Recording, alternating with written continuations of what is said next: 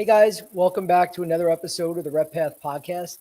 Today, guys, we're going to talk about something that we all have to deal with. Doesn't matter what industry you're in. It doesn't matter if it's the interview process or when you're actually in medical sales, and that's ghosting. How do I stop from getting ghosted is today's topic. Before we get into that, guys, as always, quick housekeeping. Any questions, please make sure you submit them into the chat from this moment on, and we'll address them about halfway through the show. For any of you out there that are still struggling and hoping that things are going to change, trying to break into this industry, guys, stop procrastinating. It's not going to change. You need structure. And that's what we provide at the RepPath Academy. Go click on the screen right now, the RepPath.com. You could see a little bit more about me and my background, some of the key questions that people ask, the commonly asked questions, and as you go down, you could see the statistics of, how quickly we're getting people into this industry, the average salary that we're starting with, that reps are starting with working with the RepPath Academy, some of the top companies in the world that we've helped place with. And then lastly, look at those testimonials, guys. These are individuals just like you that were struggling, came to the RepPath Academy, and we helped them break into this industry, and they're doing very well today. So please go on RepPath.com. If you want to shoot me a DM, to schedule a call and learn more, please do that. But we'd love to have you because we're helping people every day, and we want to help you achieve your goals. Lastly, guys, if you want a copy of this podcast or any of other content that we produce, please go on my YouTube channel, the RepPath Academy. You could subscribe. It's 100% free. Click the link below and subscribe, and then you could get not only this recording, but everything else. You could see it on the screen there. We have a ton of information, guys. I mean, just the other day, yesterday, I just did a post this morning because one of the candidates used our ride-along segment and was able to get through the interview process. They were so impressed with his ride-along skills. So please go go check the post that I posted today. I don't want to give the person's name out on this, but you could see it on there. You could see exactly what he used and what he learned, from one of our podcasts focusing on the RepPath on ride-alongs. So we have a ton of great information on there, guys. So please check it out. Other than that, let's dive right into ghosting. Excuse me. So, guys, first and foremost, a lot of you out there are probably feeling bad, that you're getting ghosted every day, and you start to think it's you. Okay. Now, while we can do many things to minimize ghosting as best we can, everyone gets ghosted at some point or another. It's impossible to be in the sales industry, whether breaking into the industry or when you're fully, already a seasoned rep.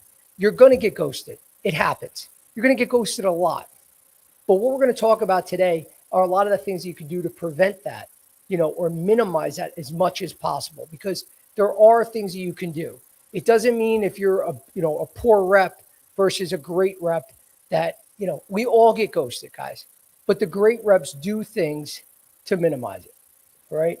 And so the real skill in this is after you're ghosted is to be professionally persistent without being annoying.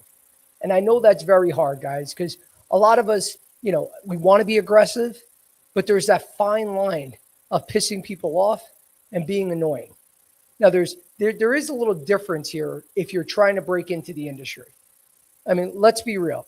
If you're trying to get a job and you're reaching out after you got an interview and that hiring manager is just not responding, and you're a little overly aggressive and a little annoying to that hiring manager and they still don't respond, you may have annoyed that manager, but who cares? I mean, you didn't get the job. So what difference does it make? The difference, though, is when you're in the industry and you're trying to reach out to customers, and because they're not getting back to you, you become obnoxious and annoying. That's a problem. That's where you have to fix it, because you can't just say, well, I don't care if I piss them off. Who cares? They're not using me anyway. No, you have to build your business. So you need those customers so you don't lose them forever. Losing out to a hiring manager that doesn't like you anymore, there's thousands of hiring managers, and it only takes one to hire you to move on. So it's okay to be a little annoying there, even though we still not want to do that. But definitely you do not want to do that with your customers because they're not getting on page with your timeline. That's the worst thing you could do, guys, because it's a long career you have, and you will get many chances to come back to those same physicians who originally ghosted you. Excuse me. So let's talk about the top 5 reasons that medical reps get ghosted. Number 1, and this is probably the most common, there's no clear next step. Okay. You end conversations that are you end a conversation very vague. Let me know what you think. Keep me posted. There's no scheduled next step. And this happens a lot during the interview process where you guys will reach out to me and say, hey, Joe, what's a good time to get back to that hiring manager? And my first question is, where did you leave off? Because if you don't set a next step, or if you don't get the next step clearly from that hiring manager, then it doesn't matter. It doesn't matter when you respond. You should be leaving that next meeting, clearly saying you should be getting a calendar commitment. So when they say to you in the interview, okay, thank you for coming in, you finished up, you closed them, everything, before you do all that, you need to know what the next step is. So if they say, Joe, we got a couple more interviews this week, and then we should make a decision you should know something by Monday or Tuesday. Okay, great. So if I don't hear from you by Tuesday, can I reach out to get an update? Something along those lines, or you give them an option. Okay, great. Joe, we should know by next week. Okay, great. Is Wednesday or Thursday next week a good time to follow up? Which works better? Right? Guys, get that commitment. You need to get that calendar commitment, because without that, then it doesn't matter. You leave yourself open-ended, and that's where the follow-ups don't happen. And that's it. The ghosting happens. You're going to get ghosted. Same as when you're meeting with the doctor. The doctor commits to using your pharmaceutical drug on his next 5 patients. And you go, great, next time I see you, I'm going to follow up. Hopefully everything goes well. And people say this shit. Guys, you don't want to do that. You go, I'm going to be coming in next Friday. Is that a good time, or is Thursday better to get an update on how those patients did? Because you'll see a lot of times, guys, when you push it to get that commitment for that follow-up date, you see who's real and who's not. Now, sometimes doctors are busy. They're doing a million things, guys. And actually by next Friday comes, they didn't prescribe to that patient yet, whatever the reasons are. But a lot of times when you try to get that commitment, so does next Thursday or Friday work? And then they start backpedaling and say, well, let me see. It depends if the patients come in. I don't know. And they give all those excuses. That means you didn't close them. That's a great way to confirm your close. So you got to think about it, guys. It's not about just minimizing getting ghosted. It's confirming that close. Because trust me, the ones that say, yes, come in next Friday, I should definitely have an update. Doesn't mean every time that's going to happen, but that's more of a commitment than someone that all of a sudden starts backpedaling. When they backpedal, that means you didn't fully close and you got some more work to do. So you want to make sure you get that commitment date. Very important. Number 2, you become too easy to ignore. And I just did this post today. Guys, you got to literally never use again. And I do it too. It's a bad habit. We all do this. Just checking in, number 1, terrible follow-up. And number 2, following up for my last email. Another terrible way to follow up, guys. Do you know how many emails hiring managers, recruiters, physicians, customers, how many people are reaching out to them on a daily basis? And they use that same just checking in. It's weak. It provides no value.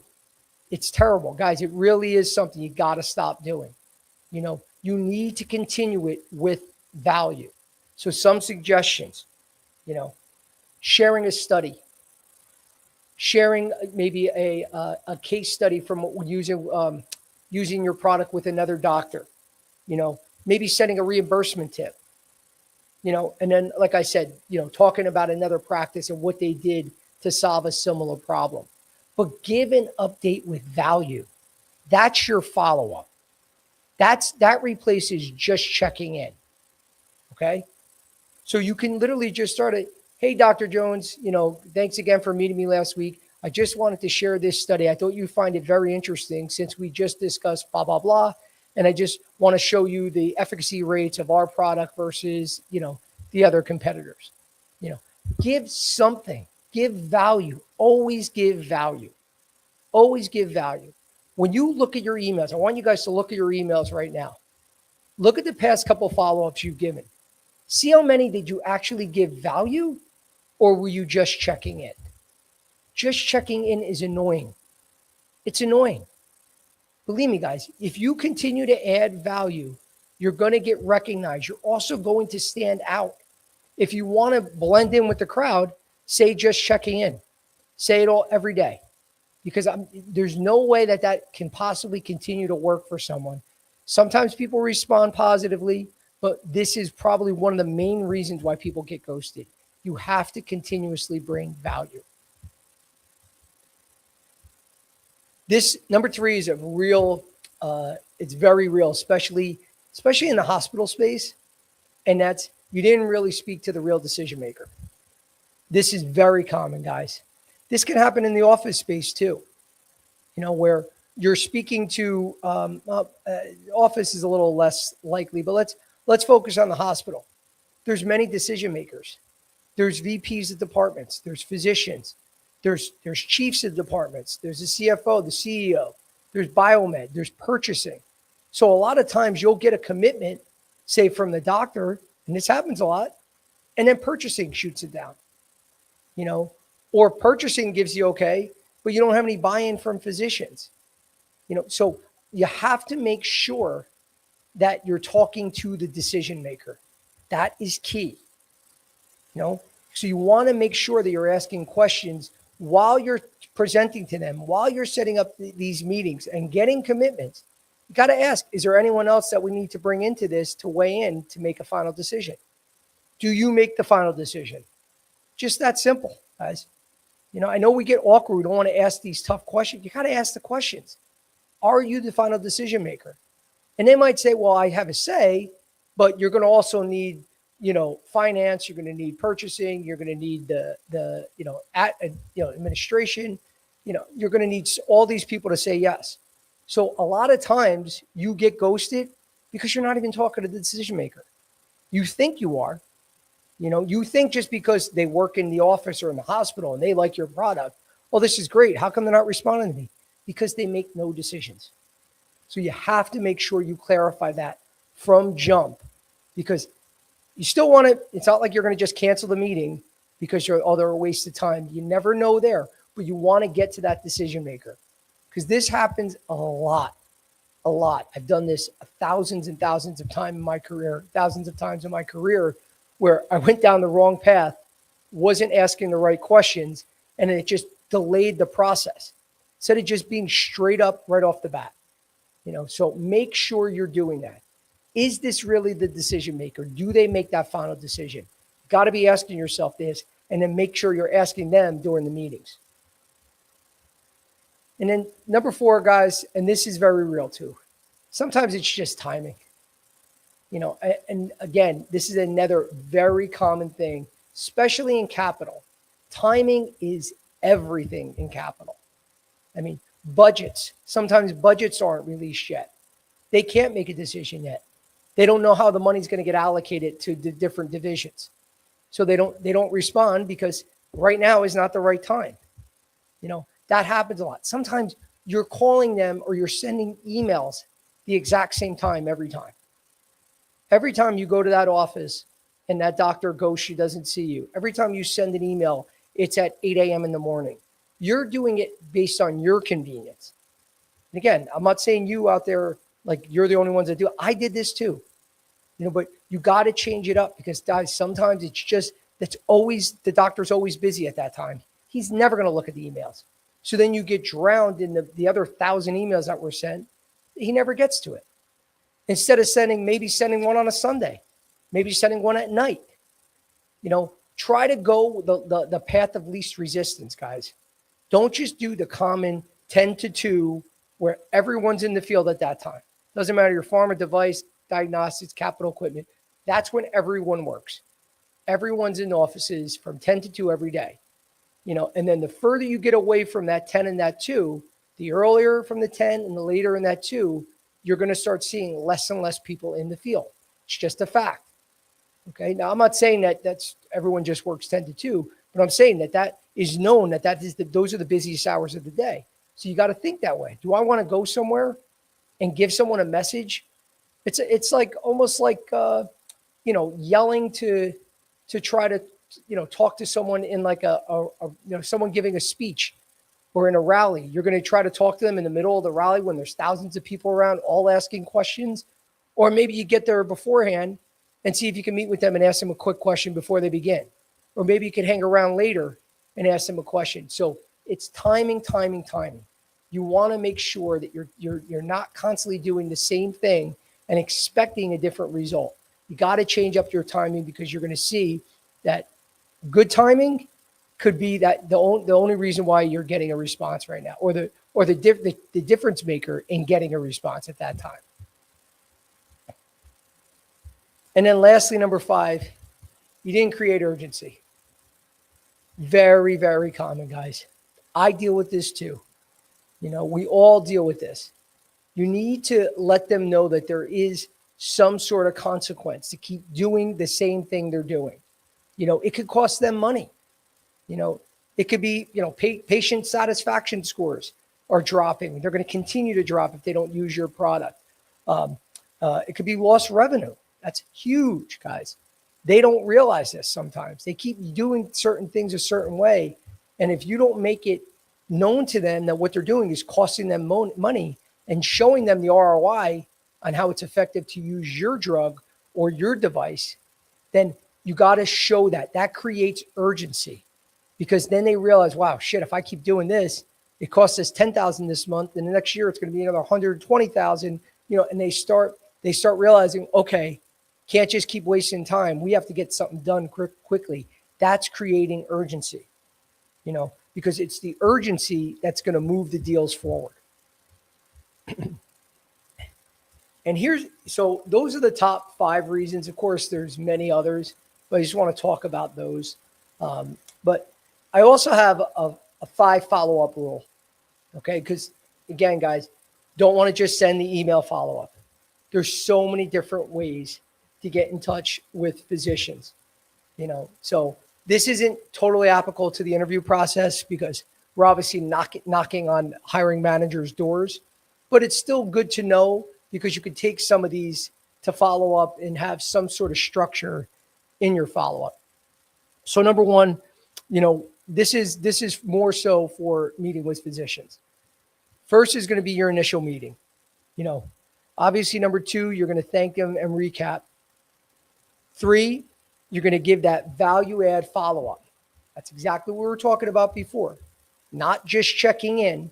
This is where you add more value.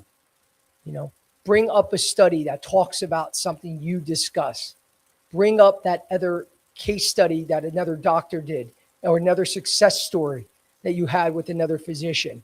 Give that reimbursement tip. Whatever it is, that's when you give that value added follow-up. And then 4, again, giving that testimonial, anything that just adds that value. And then lastly, that's when you go back in and get that direct ask, to use your product, because at that point you've given enough value, right? So many of you got to realize, guys, in this industry, very few times do you walk in there, talk about your product. A doctor either uses your drug, sends a patient out to get a test done at your diagnostics facility, or uses your device. It's very rare. On average, it takes 9 visits to close a deal. 9 visits. Okay. Now, if you're calling on a doctor once a week, 9 weeks, 2.5 months is a long time, but it happens, guys. I mean, again, there's some guys you could work on for years, especially in the hospital capital space. You will have deals that take years to come to fruition. So you got to realize you got to have patience, and you also got to navigate working with your hiring manager, your company, to set the expectations. because some of these processes could take some time. And I know they're going to pressure you and there's going to be a lot of urgency and you just got to managing both sides. But you got to realize you're not going to get that sale every time on that first call. I hope you do. But you got to have some sort of system for that follow-up, some sort of process. So I hope these 5 steps help you out a little bit. And then, guys, again, use multiple channels. All right. One of the things everyone, and this is a great tip from, I mentioned that book, Fanatical Prospecting the other day with Jeb Blount. One of the things he talks about that is so key, we're all afraid to use the phone. The telephone is like almost non-existent when it comes to prospecting and reaching out to customers. Everyone loves using social media. Me too. Again, I do a post. I used to be obsessed with how many likes, how many impressions it got. Again, you still have to measure. You need something to measure a lot of your content. But at the end of the day, does that really matter? Because I've gotten more clients sometimes on posts that didn't get that many impressions, didn't get that many likes. Sometimes it's just that persistence that gets you across the finish line. But a lot of times we are so obsessed with the likes and the clicks and all that shit that we just don't get on the phone. If you have a doctor's cell phone, if you ever get his cell phone, most of us will only text the doctor, never call him, right? You're afraid. The doctor gave you a cell phone. Now, am I going to say call him at 9:00 on a Thursday in the morning? No. But maybe later on during the day, 5:30 at night, giving them a phone call, to try to book a meeting or discuss something with them. The phone is something that nobody uses anymore. And people think it's so outdated that they got to use all these new, you got to be using LinkedIn. I'm only going to send an email. Guys, pick up the phone. If you got the number, talk. I guarantee you, it's almost like a lot of reps now that give handwritten notes. Now, we used to do this over 20 years ago, before email, before anyone was really using that. Everything was a note. Everything was dropping off a flyer, leaving a note to invite them to a speaker dinner or whatever it was. And now people have come back to that a lot because that's considered original. It's like old school to do that. It's the same thing with the phone. You want to stand out. You guys are always looking for ways, how can I stand out? Sometimes it's doing the old school thing because no one's doing it anymore. So don't be afraid to get on the phone. It is very, very important, guys. And a lot of times, some of these doctors, they don't get to know you enough on those 1 or 2 quick meetings. If you have access to their number and can get on a phone call, sometimes it also saves you time. You got to drive an hour to go to the office, and then you got to wait an hour and a half to see the doctor. When they say after an hour and a half, Joe, I'm sorry, he's too slammed today. You got to come back another day. You just wasted half the day. And if you had their number, you could have just called them up, even to just say, hey, Dr. Jones, I'm going to be in the area today. Is it okay if I stop by, or is today too busy? And they would say, hey, Joe, sorry, today's not a good day, but come back tomorrow. Tomorrow I have some more time. Now they're also going to feel obligated because they gave you the commitment, right? So make sure you're getting on the phone more. But again, typical contacts, dropping in on the office, talking to office staff, LinkedIn, email, you got to do it all. So don't just rely on 1 or 2 and say, well, you know what? I sent 5 emails. They haven't gotten back to me. Okay. What else have you done? So you got to get multiple channels going if you really want to be effective. Excuse me. So let's talk about 3 things that reps do who get ghosted, who minimize that ghosting. What are some of the good habits to do? Okay. And that's just to recap. They schedule the next steps. There is no later, I'll follow up later after the meeting. No, you're scheduling from that meeting and making sure that you have the next steps already on the calendar. Excuse me one second.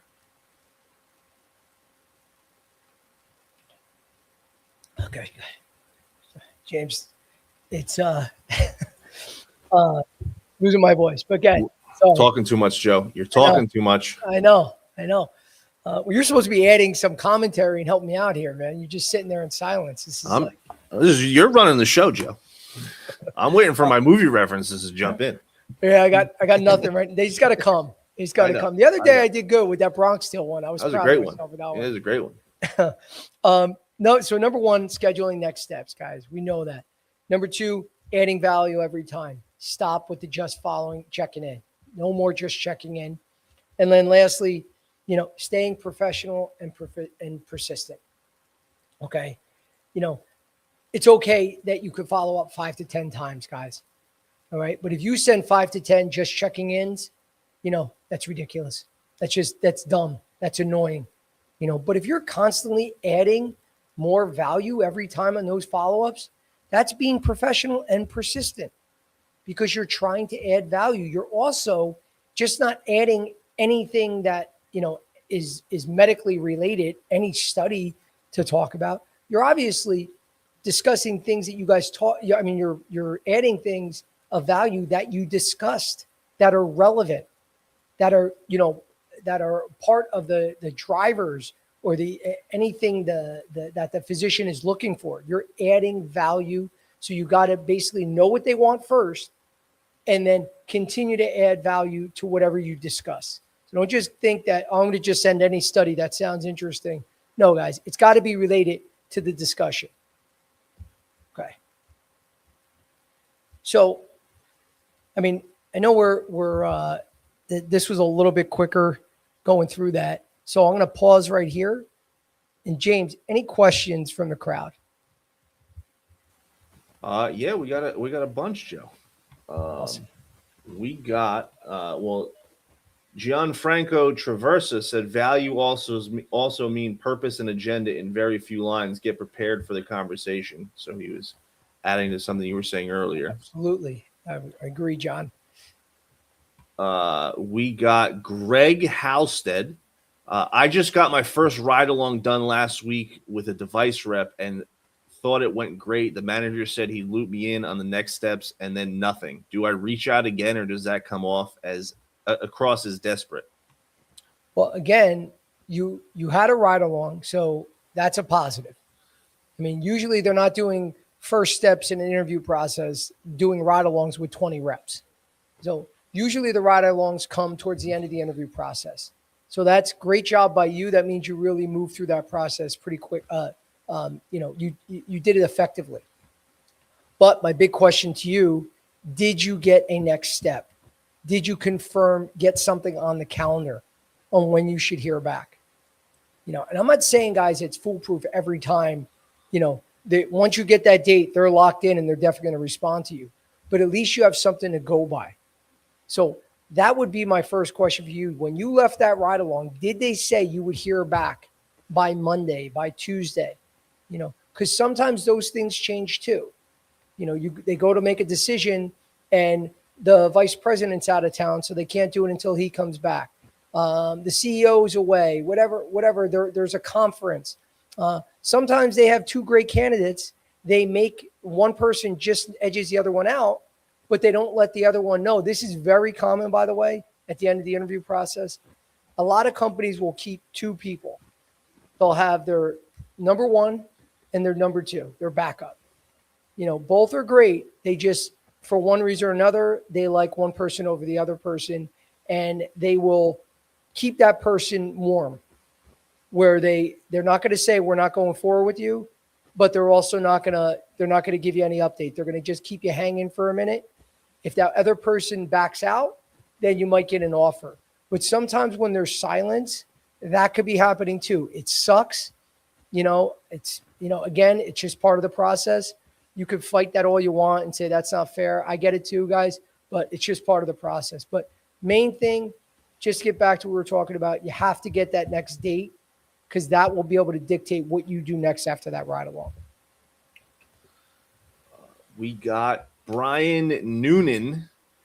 After the second interview, I sent a really detailed thank you email referencing specific things we talked about. Thought that would set me apart. I was ghosted anyway. Is the thank you note a thing? Is the thank you note thing actually worth doing, or is it overrated? You have to do a thank you note every time, every single time, because it's never. Sometimes, it might not mean anything, But I guarantee you, it's by not sending one that's never going to help you, if that makes sense. You have to always send a thank you. Now, what we teach, and this is a major tip that a lot of other coaches, programs, they don't teach this, but I'm going to give this away for free. Excuse me. Sending a thank you email before the interview too. It doesn't mean you don't send one after. You're still going to send that one after. But if you really want to stand out, nobody sends a thank you email before they meet with that hiring manager. They just don't. And that is such an easy thing to do, guys, to let them know that you're excited about the role. You're excited to meet them. So number one, that shows them, wow, this person really wants this job, that they're reaching out ahead of time. Straight up say, I'm very excited, enthusiastic to meet you tomorrow at 12 o'clock. Is there anything else you'd like me to prepare before we meet besides my resume? Guys, you never know. You never know. They might say, that's a great question. Actually, yes. Can you bring in a business plan? Actually, yes. Can you bring in your last month's numbers? I don't know. They could say anything. But I guarantee you, out of 5 people going in that next round, maybe one is doing that. The other 3 or 4 are just waiting for that interview. They meet with the hiring manager. They close. They do everything. They thank them for their time with the thank you. They bring up 1 or 2 value adds, like I'm sure you did. You got to set yourself apart.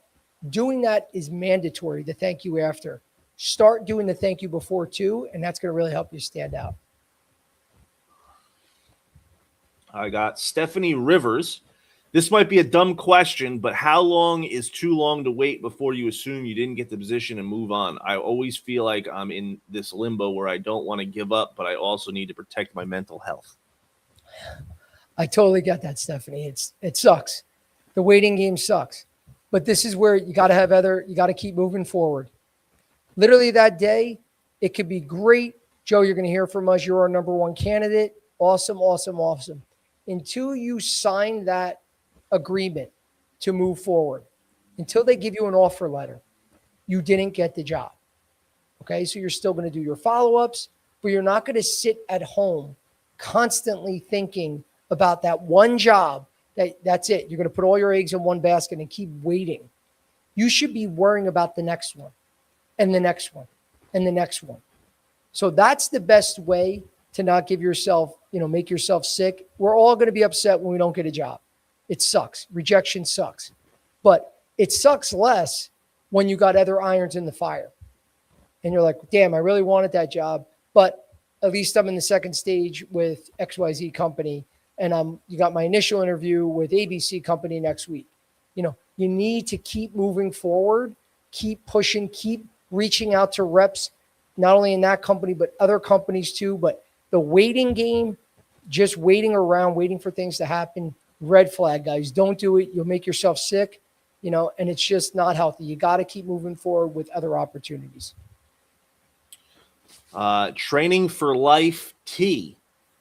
Bro, the ghosting in this industry is next level. How are you supposed to stay motivated when you put in all the work and hear nothing back? Well, again, did you do everything? You got to ask yourself that first. Are you doing, I would take a look at your previous follow-ups. Are there a bunch of just checking in there? Are you constantly adding value? Check there first. Control your controllables, guys. You're never going to minimize ghosting 100%. Never going to happen. So if you don't like getting ghosted and it really does bother you that much, this is not the industry for you, because the interview process is nothing next to the ghosting you're going to get when you're working in this position in any of these roles. I mean, there's some, for instance, pharmaceutical roles where reps have 200 to 300 doctors in their database, and they only get business out of 15 or 20 of them. Think of that, guys. That's like 5 to 10% of their business comes from, these doctors. The rest, don't use them. And then maybe a third of them, they don't even see them, because we're working on a lot of projects, that, with AI companies that are getting information in reps' hands. So they have, they know about those doctors' key drivers. They know what they like and dislike. so they can have better messaging when they do meet with them. So they capitalize on those opportunities as opposed to just being an all fact-finding mission or presenting something that the doctor doesn't give a shit about. So you gotta have that thick skin or that persistence, that internal persistence to know you're going to get ghosted more than people are going to respond. It's just a fact of the business. If you don't like that, I understand that it's not for everyone, but this might not be the business for you. But I would check first with the things you can control. If you're doing all that, then you're going to set yourself up, for that increased success. But if it's too much, again, you might want to pick a different industry.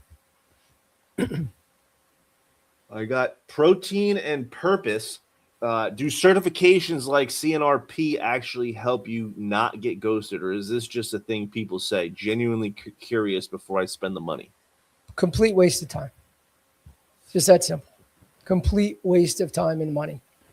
The only thing that does, that CNRP, whatever it's called, it's to show the hiring manager and illustrate during the process that you own your own development. So what we ask all our candidates, we want them put the RepPath Academy on your resume. It's not because everyone's go, wow, you graduated like it's Harvard. No, it just shows that you own your own development and you're continuing to do whatever it takes to grow and get more skills. The difference with us and the CNRP is just teaching you medical terminology, which you can look up yourself. At the end of the day, if you take the CNRP, my question to you to ask the people at CNRP, ask them, if I take this and I pay for this, is the company that hires me, are they again going to let me skip training because I have this CNRP certificate? The answer is always going to be no. They're going to have to train you regardless. So it's just a way to make money. God bless them for doing it. But there's not a company out there that has ever said, Joe, I need someone with at least 2 years of B2B sales experience. They must have a 4-year degree and make sure they have their CNRP certificate. Never, ever, ever. I would suggest if you're looking to spend that on the CNRP, put it towards the RepPath Academy and we'll actually make things happen for you. Actually get placed. 100%. Gold Digger Gina. Wow, that almost threw my dyslexia. Almost called her Gold Digger. Gold Digger Gina. Why do hiring managers say we'll be in touch next week and then just not? Is this something that they say just to end conversations? Could be. I mean, really, it could just be like, think about it. It's like going on a date. Oh, I actually got one for you, James. This isn't a movie, but that if you ever watched Friends years ago. I did not, but I know the show. Okay. But Chandler talks about that. There's an episode with Chandler where he can't end the date without, at the end of the date, even if he doesn't like the person, he still says, this was great. We should do it again sometime. Right. And it's like, the funny part of the show. And every time, no matter how much he hates the person, it just comes out of his mouth. A lot of times, guys, are just being friendly. Have you ever gone on a date that the girl said, maybe you have. I've gone on some bad dates in my date, years ago where you just knew it wasn't happening.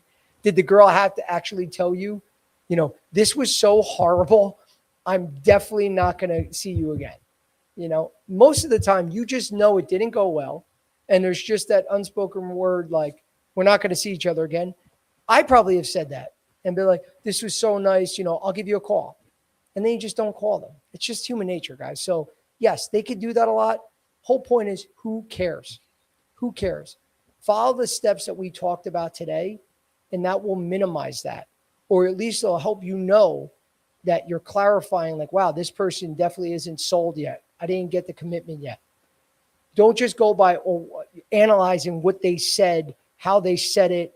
Guys, if they didn't get back to you and you've done everything you've done, it's time to move on. We got David Osil.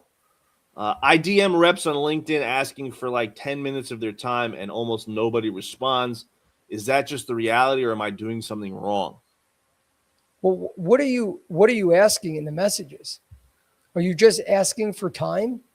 Are you positioning yourself, as a solution? Show them that you put a little effort in before you just say, hey, I'm really interested to get into this industry. Can I take 5 or 10 minutes of your time, next week? Or sometimes a lot of you guys say, 15 to 20 minutes. Guys, stop with the 5, 10, 15. Just put in a couple of minutes. That's one thing that I've learned. They will mentally block you out going, oh, damn, I don't want to commit to 15 minutes on the phone with someone. But trust me, when they like you, they could sometimes spend a half hour or more talking to you. So just put a couple of minutes. That's going to expand into more time. That's one thing that I would set right off the bat. Just stop doing the actual time, the number. Just say a couple of minutes. That's number one. Number two, are you just reaching out just to get info? Are you reading the job requirements? So reaching out to reps just to network is dumb, guys. I'm going to say it right here. If you're just calling reps every day and just random reps going on LinkedIn and just saying, oh, look, here's a guy that works for Medtronic. Here's a guy that works for Stryker, Boston Scientific, Pfizer, whatever it is, and just reaching out to them. Number one, is there an opening? I know some coaches out there will say, well, you always want to, if you're calling someone after there's an opening, it's too late. That's nonsense. Okay. If you have a crystal ball, please let me know where that is, and I get you want to reach out to people because sometimes before an opening happens, obviously it can help you that you're reaching out. Now they know you. So they're reaching out to you before that opening happens, but you want to make sure that you're contacting people where there's an actual job. Start there. You could be getting ghosted a lot because you're reaching out to all these people that there's no jobs available. So they're sitting here going, what the heck am I going to do for this person? I'm going to get on a phone call to teach them about the medical sales industry. I don't have time for that shit. But if there's an opening, read the requirements. And then in that message, give a couple bullets of how you meet those requirements that they're asking for. You're positioning yourself as a solution. That's the key. Make sure you're doing that when you reach out, and you're going to get a lot more people responding. I got mornings with Marco. Does it help to comment on someone's posts for a while before you reach out and ask for a call, or does that just come across as weird? No, 100%. I love that. Let them know you before you're reaching out. If they can recognize you before you actually reach out and ask to get on a phone call with them, that is very, very powerful. So a lot of you we talked about this. We teach this at the academy too. You got to post more, guys. So when you're posting and you're giving good content, you're showing clinical curiosity, you're making yourself known out there. They start to recognize you. But when people like your post, those are low-hanging fruit to reach back out to them. A lot of times, hiring managers, directors, VPs, they like these posts, reach back out. This is a low-hanging fruit of someone that liked what you said. You never know. That's a great place to start. So I will 100%, I'm fully for communicating. You like their post, you can comment on their post, get recognized, start a dialogue with them. That's great to do. If they post something that you think is interesting, give a thought and then maybe ask them a question back. They're going to love that. Don't forget, guys, a lot of these guys, they get it too. Sometimes they want to be known too. That's the way the algorithm is going to work. The more that you're going back and forth, obviously, the better for them, the more views, all that stuff. So that's a very easy way that you don't even have to be connected to the person. Do you see something you like? Definitely reach out. I got Matthew Webb. What is there a magic formula for LinkedIn messages that actually get a reply? No, there's no magic formula. That's obviously that's a loaded question. There's nothing I could say. If you do this every time, you're going to get a reply. If you are adding value, if they're number one, if it's about a job, this is one of the easiest things for all of you to do today. because one of the first people that ghost you are recruiters. Now, we have a recruiting branch too. We do a lot of recruiting. I ghost a lot of people. I don't sit here say that proudly like you have to really impress me for me to get back to you. No, I'm that busy. We are that busy with so many other candidates that are at least trying to show value. So if you want to impress a recruiter, you want to get more responses. This isn't a magic formula, but this is going to help you get more responses.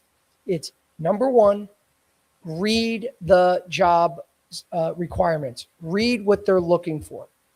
Okay. And then cut and paste those requirements, put them into the body of the email, and you can bullet point how you fit all those requirements or how you fit most of them, or at least put the reasons why you fit exactly what they're asking for, and then send that to the recruiter. Guys, you're going to get more responses. That simple. A lot of you guys respond, Joe, I'm interested in that job. You don't even say the job. You don't even say the town. You don't say the division. Joe, I'm interested. Or you just send me a resume. What the hell is this? Don't do that, guys. That's lazy. It's lazy. You're not going to get responses. You have to realize how competitive it is out there. No one really understands this until they're going through it. We get 300 to 500 applications for every role, and we get it within the first couple of days. Do you know how much that is? It's crazy. So don't think that your little shooting the resume is going to get you across. And for some of you guys with experience, not to put anyone down, but a lot of you think you're better than you are. You think your resume is like, wow, no one's going to have this resume, my background. You got to think the opposite. You got to think, I have to do more. There's so many good candidates that have more experience than me, that have better results than me. They have more awards than me. You have to treat it that way, not to intimidate yourself, but to push yourself to do more. So don't get out of that lazy, just firing a resume out there. Give value. Show them why you're a fit. How do you meet the requirements they're looking for? That's going to make them want to speak to you. Amanda Torres, what percentage of your follow-up attempts would you say actually lead to a meaningful response? I'm trying to figure out if I need to change my follow-up strategy entirely or if low response rates are just part of the reality of this industry and I need to keep my volume high. Well, I mean, that's up to you. I don't think it's so much that trying to overanalyze the percentages, because listen, guys, I get busy. Can I sit here? If I didn't have James and our team that does all that back work of getting us all the data, can I literally sit here and say, I think I sent 70 emails today and I got 2 responses? That's about, whatever the hell that percentage is, 3.5% response rate. I don't know. So I don't have an exact number. Bottom line is, are you happy with what's happening? If you are, keep doing what you're doing. If you're not, then do more. It's that simple. It could be a 50% response rate, which is incredibly high. But say it is. That could be a lot for someone. Someone else would be, no, I want more. So then do more. It's just that simple. If you're happy with it, it's not about the percentage. Excuse me. It's, are you happy with the way this is working? Many times we're not. So do more. Omar Bilal, I see reps on my team who get ghosted when they're trying to move into leadership roles and it affects their performance in their current job. What's your advice for staying present and motivated in your current role while you're actively searching and not hearing back? So I'm sorry, say that again. They're in a current role. He said, I see reps on my team get ghosted when they're trying to move into leadership roles and it affects their performance in their current job. What's your advice for staying present and motivated in your current role while actively searching, job searching, and not hearing back? Well, I mean, number one, who's paying you right now? I mean, it's that simple. Guys, I've been there before. I get excited. There's a promotable position. You want to go from rep to manager or manager to director, and you get all excited. You see the pay increase. You see that that's the job you really want. You're only shooting yourself in the foot if you're going to just ignore your responsibilities. your company now who's paying you, they are still your priority.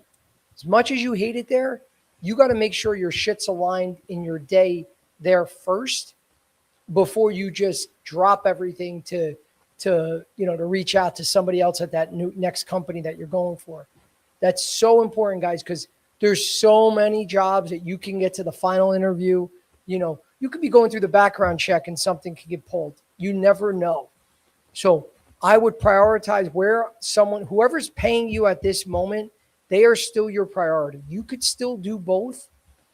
So don't just drop everything, or make that new job. They didn't hire you yet. Once you get hired, then you can worry about it. But you could still do both and be effective finding a new job. People do this every day. Don't give up and neglect what you're currently doing because they pay you.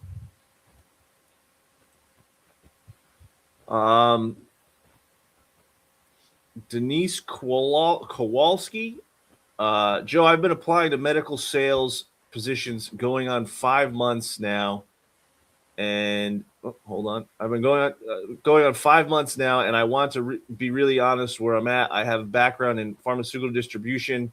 I've done 2 ride-alongs. I've gotten my CNRP, and I've completely overhauled my resume twice based on advice I found online. I still cannot get a single recruiter to respond to my application. Not a rejection, not a we'll keep a resume on file, just nothing. At what point does silence mean you need to completely change your approach versus just keep grinding through it? 5 months and you're still getting ghosted. 100%. You 100% have to be at the RepPath Academy. It's just that simple, because you're going to try to self-diagnose. And we see this all the time, guys. You're going to self-diagnose. You're going to go, maybe it's my resume. Maybe it's interviewing. Maybe it's the way I'm networking. We're going to cover everything. We are going to cover everything from your resume, LinkedIn, your networking, how to answer in star format, how to close, how to prep for a ride along. We're going to do everything. So we're not going to leave any stone unturned. We're going to make sure you're a better candidate. But if you're doing this for 5 months, that is a major red flag. Stop doing what you're doing. Reach out to me today after this call. Book a call. We will get you set up so we could stop this frustration. Because, guys, another 5 months is going to go by just like that. And this is just a lot of frustration. It's not even, forget about the money and everything else that you lose out on. We know that that's there. It's that frustration. It drains you every day. If you lose the motivation, don't do that. We don't want to see it happen. We see it happen all the time. That is the biggest reason why people don't get what they want, because they get frustrated and they go, screw this. This is too hard. I can't take this anymore. No, we're going to help you with that, guys. So make sure you reach out to us after this call and get booked for a call to get set up for the academy. I have Carly Moves Mountains. I don't understand why someone could be so warm and generous with their time in person at a networking event and then completely ignore you when you follow up a few days later. Is there something you're supposed to do differently in the moment to make the follow-up feel less like a cold contact? Again, it's that value. It's showing the value. Some follow-up, not just, we hit it off, we had a good time, and just, again, the just checking in. Look at yourself in those follow-ups. Were you adding value in that follow-up? That's it. And if you were and they still ghost you, then who cares? They were just being friendly. They're not a bad person. They don't hate you. It's not something personal. It's okay, guys. Just move on. But if you did all that, you're showing value. You reached out a couple of times. Sometimes they're busy. Remember, guys, you follow up once. Did you follow up 10 times? I guarantee if you follow up 5 to 10 times with value, you're going to get a response. And if you don't, who cares? You did everything you can. Move on. That's simple. We have Tiffany runs marathons 22. Recruiter reached out to me and said my background was perfect, asked for my resume, and then completely disappeared. Is that a fake reach out, or did something actually happen on their end? A million things could have happened. The number one, someone else could have came in and Well, first off, things could get delayed. This happens. This is very common. So companies reach out to me. A lot of my clients will reach out to me, Joe, we need this now, now, now. And then all of a sudden, I'll send them 5 great candidates. I don't hear back from them. Now, I could be more aggressive than a candidate, and because I'm friends with a lot of these people, and be like, hey, Bob, what the hell's going on? Dude, call me. I could be aggressive because we work together. So it's different. And then even with me, they ghost me. And then finally, after a week or two, Joe, I'm sorry. The VP put a pause. We're waiting on getting more budget dollars to allocate to get new reps. Or right now, we just had this fire that we had to put out, where this is taking all of our attention in our direction. So we're pausing on this. So there's a lot of pauses. That happens a lot. Sometimes, again, there's not every recruiter is a good recruiter, not because they get overwhelmed sometimes, guys. So sometimes they're just so busy that they didn't get back to you. I will tell you this, if they like you and you're a great candidate where you're going to get hired, they are 100% every time going to get back to you. They don't forget, because that's how they make money. They don't forget on calling someone back that the company wants to hire. So realize that, but don't overthink it too much. If they didn't get back to you, you sent your outreach, you did guys, sometimes it happens. Control the controllables. Don't overthink stuff too much. If you keep doing the things that I taught you today, it's going to increase that responses, but it's not perfect. So don't be pissed off if a recruiter here or there does that. Sometimes they're just bad recruiters and they have bad follow-up skills. So don't overthink it. I got 2 more for you, Joe. We got Coffee First Always 17. What's the max number of follow-ups you should ever send to one person before you fully move on? There is no number. There is no number. I mean, if you sent more than 10 follow-ups, because I know a lot of times people like to get an exact number. If you sent 10 follow-ups, you never heard back, pretty good indication, move on. And again, guys, when I say move on, you still, again, just don't sit home and just, twiddle your thumbs like you're waiting for that person to call you back. And you can't, it paralyzes you from doing other things. The busier you are with other job searches, with reaching out to other people at the company, is that the only person that you could talk to? Is there someone else you can contact? Keep yourself busy with other tasks to move the ball forward. But the waiting game, that is a killer, guys. It'll ruin your motivation. So don't let that take over. Keep yourself busy, either reaching out to someone else at the company, go in a different avenue, take a different lane, or just focusing on other opportunities that are in front of you too. I'm telling you, that busyness, that's when people respond. That's just always been my experiences. It seems like when I'm busy doing other things, that's when someone gets back to me. And it's like, wow. And so it's like it's so refreshing because it comes in unexpectedly, so make sure you keep yourself busy with other tasks. Last one, I got Nick trying to win. Hiring manager literally said I was a top candidate in the interview, then ghosted me for a month before getting a generic rejection. What does top candidate actually mean when they say that in the room? I mean, it just could be a phrase that they use. That you could be a top candidate. You could look great on paper. That doesn't mean that someone that came in 10 minutes after you wasn't better. It doesn't mean someone that didn't come in next week isn't better. I mean, you don't know. I mean, I've seen candidates that are studs, and then the company goes, you know what? But we're going to pay them $150,000 base for that stud. Then all of a sudden, the CEO says, guys, change the direction. We're going to do B2B reps. So let's make those our priority because we're only going to pay $85,000.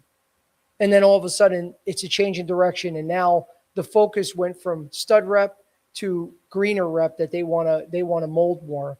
And so everything changed. You don't know. I can't predict why someone said something in a random interview, but sometimes things just change. And then sometimes people just are nice in an interview. I wasn't like that. I was always very transparent. I'm not going to be nasty or mean to someone, but you most of the time knew where you stood with me. I like to act with transparency. I love dealing like that. I hate secrets and bullshit. And that's the way I operate, but that's not the way everyone does. Sometimes people are just nicer and they just gave you a compliment and someone else came in that was better. It's just that simple.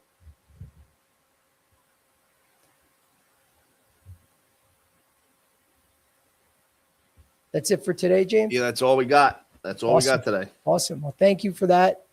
Thank you guys. Tons of great questions. A lot of good info. Again, guys, there is no silver bullet. The whole point is not eliminating ghosting. It's minimizing it as much as you can. So do all the things that we talked about today, and I guarantee you're going to get better results. It's not going to be perfect, but it's going to minimize that frustration that you get, because each time someone ghosts you, the more you let it dwell, you dwell on that and you get frustrated. It's just going to make your life miserable. Don't do that. Do the things we talked about. Continue to add value. That's the main thing. Set up those next meetings every time you have a conversation, and it's going to help you out. But I want to thank everyone for joining us today. As always, guys, again, if you're struggling, just like that one individual, 5 months, not seeing any differences, no more questions, guys. Reach out, RepPath Academy. Go to RepPath.com. Shoot me a DM. And then lastly, for any of you that are lobby members, shoot me the promo code Licata, Licata, so you can get additional discounts. So I want to thank everyone again. This is our last call for the week. There it is there, the lobby, Licata, for all the lobby members. But as always, guys, we're doing these every Monday and Wednesday at 3 p.m. Eastern. If I don't talk to any of you, have a great week and weekend, and I'll see you next Monday. Take care, guys.